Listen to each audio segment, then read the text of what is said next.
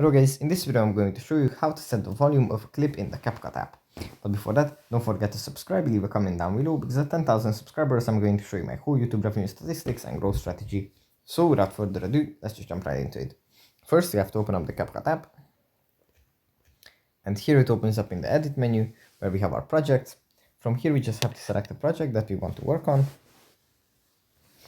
Then find the clip, tap on edit. Scroll to the right, and here next to transform we find volume. If we tap on this, then we can edit the volume of the clip. We can increase it or decrease it depending on if it's too loud or too quiet. And yeah, after we are done, we just tap on the OK sign, and yeah, that's pretty much it. Thanks for watching, and see you in the next one. Bye.